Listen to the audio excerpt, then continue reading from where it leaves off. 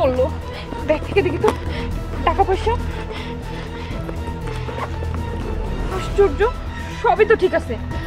ব্যাপারটা কি হলো? বাবাকে বলবে। হ্যালো বাবা, তুমি কোথায়?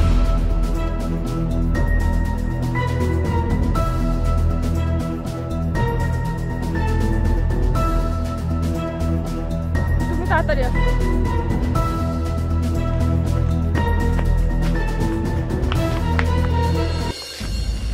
আর কতদিন তুই এরকম পাগলামি করবি কত আমারে? যে পর্যন্ত আমি এই জোতার আসল মালিকটারে না পামু এই পর্যন্ত আমি এই কাজটা করতেই থাকবো, পরে আমার ধরাই লাগবে। হ্যাঁ, ততদিন পর্যন্ত তোর লগে আমি বিভিন্ন মায়া ধরে ধরে এরকম মুখ আটকে জুতার মাপ দিই, তাই না? আমরা কিছু পাপ দিয়ে আমাকে ধরে না জেলে আটকে দিব। তোরা যেটা শুন এটি বাদ দিয়া চল, আমরা বাসায় যাই, ঠিক আছে? এই দানই বাদ দে, যেটা গেছে গেছে শেষ। কবে কোন ম্যাক কিনা কি করছে এখনো কইরা তুই তুই এসব বুঝবি না, চল আরেকটারে ধরি। বাবা, ওই যে আমার মনে হয় ওরাই এই কাজটা করছে আমার সাথে। ওরা ছাড়া তো এখানে কেউ না। তাছাড়া দেখো ওই যে ওই মেয়ের জুতার মাপও নিচ্ছে, দেখছো? আচ্ছা, তুই কোনো চিন্তা করিস না, আমি দেখছি।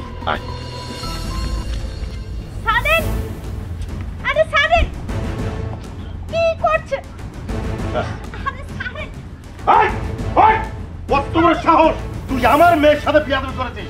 এই তোদের মতলব কি বল? তুই মেয়েদের পার মাপ কেন নিস আর জোতা দিয়ে কেন মাপ নিস বল? জানতে চান কেন এরকম করতেছি? এই যে জুতা, আসলে আমি একটা মেয়েকে খুব ভালোবাসতাম আর এই জুতাটা তার। কিন্তু ঘটনাটা অন্য জায়গায়। আমি যাকে ভালোবাসতাম আমি কখনো ওর মুখটা দেখি নাই। ও সবসময় হিজাব মেনটেন করতো। আমার ইচ্ছা ছিল আমার মা প্রথম ওর মুখ দেখবে, সেজন্য ওকে আমি একদিন আমার বাসায় নিয়ে যাই। ইচ্ছে ছিল কয়েকদিন পরে বিয়ে করব। যখন বাসায় নিয়ে যাই তখন আমরা যখন অন্য রুমে গেছিলাম, ও সব কিছু আমাদের বাসার মোবাইল, দামি গয়না, টাকা পয়সা সব কিছু নিয়ে পালাই গেছি। বুঝতে পারি নাই, কিন্তু আনফর্চুনেটলি এই একটা জুতা রেখে গেছিল ভুল করে।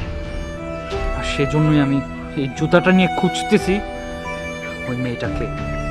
আমি টাকা পয়সা গয়না ফেরত আনার জন্য ওকে খুঁজতেছি না, আমি খুঁজতেছি কারণ ও আমার বিশ্বাস নষ্ট করছে।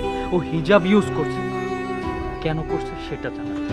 এখন আপনিই বলেন আমি কি ভুল করতেছি কিনা? যদি ভুল করে থাকি আপনার যা ইচ্ছা করে। হ্যাঁ আঙ্কেল, আমার বন্ধু যা বলতেছে একদম সত্যি। এখন এইসব শোনার পর আপনার যদি মনে হয় আমরা কোনো ভুল করছি, আপনার যেটা মনে আপনি করতে পারেন, আপনি যে কোনো শাস্তি দিতে পারেন।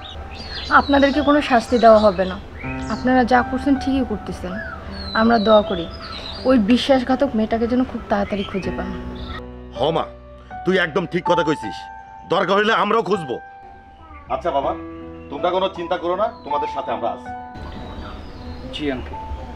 আর এই যে আপু, আপনাদের দুইজনের কাছেই আমরা সরি। আসলে আপনাদের সাথে যেটা করছি আমাদের কোনো ওয়ে ছিল না, বাধ্য হয়ে করছি। বাট তারপর উই আর এক্সট্রিমলি সরি। চল আসেন।